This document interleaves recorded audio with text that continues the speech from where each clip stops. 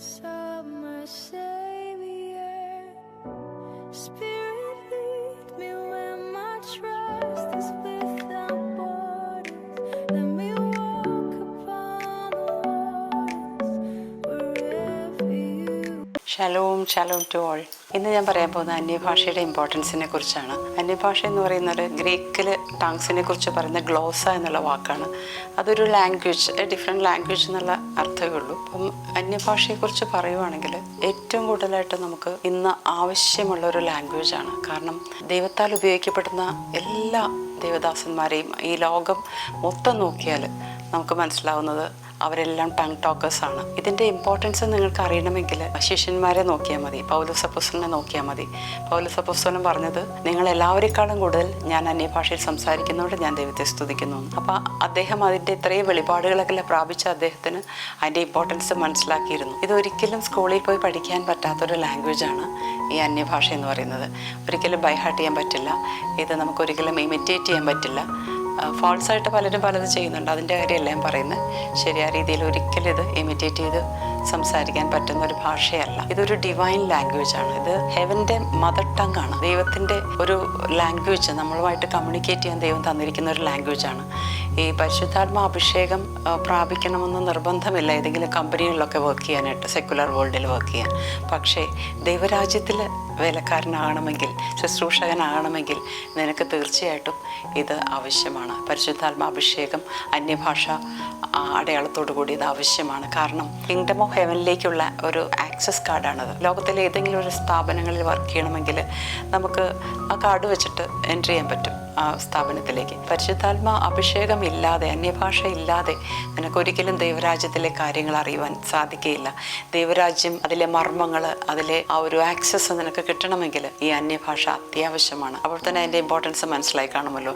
സുപ്രസിദ്ധ സുവിശേഷകനായ D.L. Moody, അദ്ദേഹം രാവിലെ എഴുന്നേറ്റ് കാല് താഴെ കുത്തുന്നത് ആ സമയം മുതൽ അന്യഭാഷ പറഞ്ഞു തുടങ്ങുമായിരുന്നു. മരിച്ചവരെ ഒരു 25 പേരിലധികം മരിച്ചവരെ ഉയർത്തെഴുന്നേൽപ്പിച്ചത് വലിയ ദൈവദാസനാണ്.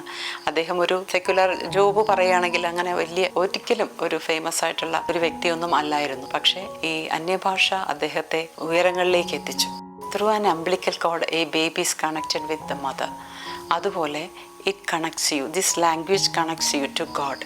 പൊക്കിൾക്കൊടിയാണ് ഒരു അമ്മയും കുഞ്ഞുമായിട്ട് ബന്ധിപ്പിക്കുന്ന ഒരു ഘടകം. അതുപോലെ ഈ ലാംഗ്വേജ് നിന്നെ ദൈവമായിട്ട് ബന്ധിപ്പിക്കുന്നു. മക്കൾ സംസാരിക്കേണ്ടത് എപ്പോഴും പാരൻസിൻ്റെ അല്ലെങ്കിൽ അപ്പൻ്റെ ഭാഷയല്ലേ. ഇപ്പോൾ അമേരിക്കൻ ആക്സെൻ്റ് ഉള്ള ഒരു കുട്ടി അവൻ്റെ ഫാദറിൻ്റെ അതേ ആക്സെൻറ്റ് തന്നെയായിരിക്കും ആ കുട്ടി സംസാരിക്കുക, അല്ലാതെ ഇന്ത്യൻ ഇംഗ്ലീഷിൽ ആ ഒരു ആക്സെൻ്റ് ആയിരിക്കില്ല. അതുപോലെ ഒരു ഹിന്ദി സംസാരിക്കുന്ന പാരൻസ് ആണെങ്കിൽ ആ ഫാദറിൻ്റെ ഹിന്ദി സംസാരിക്കുന്ന അത് തന്നെയായിരിക്കും മക്കൾ സംസാരിക്കുക, അല്ലാതെ അവരൊരിക്കലും മലയാളം സംസാരിക്കാൻ പറ്റില്ല.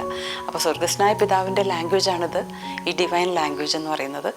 ഇത് ഒരു അത്ഭുത ലോകത്തിലേക്കുള്ള അത്ഭുത ഭാഷയാണ്. ആ സ്വർഗത്തിലേക്കുള്ള ആ ഒരു സ്വർഗീയ തലങ്ങളിലേക്ക് നിനക്ക് എൻട്രി കിട്ടുവാനായിട്ട് ഈ ഭാഷ അത്യാവശ്യമാണ്. 1 Corinthians 14 പറയുന്നത് ഇറ്റ് എഡിഫൈസ് യു എന്നാണ്. അപ്പം നമ്മളെ എഡിഫൈസ് ചെയ്യുന്നു പരിശുദ്ധാത്മാവ്. ഈ അന്യഭാഷ സംസാരിക്കുമ്പോൾ നമ്മളെ ആ പരിശുദ്ധാത്മാവാണ് നമ്മുടെ ജീവിതത്തെ ട്രാൻസ്ഫോം ചെയ്യുന്നത്. അന്യഭാഷയിൽ മണിക്കൂറുകളോളം സംസാരിക്കണം. ഒരു 5, 10, 15, അരമണിക്കൂർ, 1 മണിക്കൂറൊക്കെ സംസാരിക്കുന്ന കാര്യമല്ല ഞാൻ പറയുന്നത്. ധാരാളം മണിക്കൂറുകൾ സംസാരിക്കുന്ന അവരെ ദൈവം ട്രാൻസ്ഫോം ചെയ്യും, അവരുടെ ജീവിതത്തെ മാറ്റിമറിക്കും. ഈ ലോകത്തിനെ കീഴ്മേൽ മറിച്ചിട്ടുള്ളവരാണ് അങ്ങനെയുള്ളവരെല്ലാം.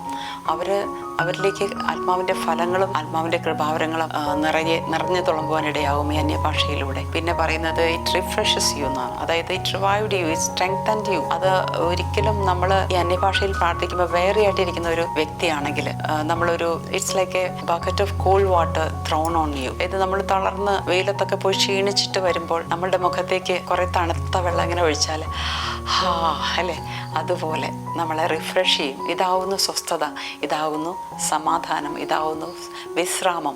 തളർന്നിരിക്കുന്നവന് വിശ്രമം കൊടുക്കുവാനായിട്ട് ഈ അന്യഭാഷയിൽ സംസാരിച്ചാൽ മതി നിനക്ക്. അത് ഐസയ പ്രവചനം 28 അധ്യായം അതിൻ്റെ 11, 12 വാക്യങ്ങൾ അങ്ങനെ പറയുന്നു. അതുകൊണ്ട് ഈ അന്യഭാഷയുടെ ഇമ്പോർട്ടൻസ് നിങ്ങൾ മനസ്സിലാക്കണം. നിങ്ങൾ ദൈവകരങ്ങൾ ഉപയോഗിക്കപ്പെടാൻ ആഗ്രഹിക്കുന്നെങ്കിൽ, പരിശുദ്ധാത്മാഭിഷേകത്താൽ നിറയുന്നില്ലെങ്കിൽ നിങ്ങൾക്ക് ഒരിക്കലും അത് സാധ്യമല്ല. നിങ്ങളെ ദൈവത്തിന് ഉപയോഗിക്കാൻ സാധ്യമല്ല. കൃപാവരങ്ങളാൽ നിറഞ്ഞ് ആ ശക്തി, ഉയരത്തിൽ നിന്നുള്ള ശക്തി ലഭിച്ച് നിങ്ങൾ അത്ഭുതങ്ങളാലും അടയാളങ്ങളാലും ശുശ്രൂഷ ചെയ്യാൻ ആഗ്രഹിക്കുന്നെങ്കിൽ, ഇതുവരെയും എന്നെ കേൾക്കുന്ന ആരെങ്കിലും അന്യഭാഷ അടയാളത്തോടുകൂടി പരിശുദ്ധാത്മാഭിഷേകം പ്രാപിച്ചിട്ടില്ലെങ്കിൽ നിങ്ങൾ ഇന്ന് തന്നെ അത് പ്രാപിക്കണം.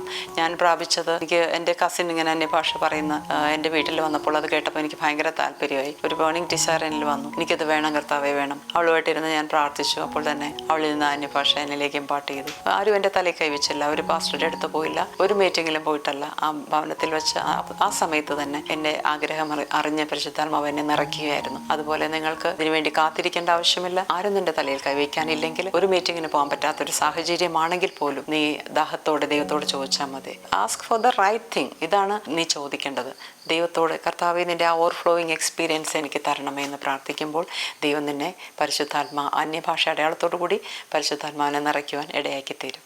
ആമേൻ.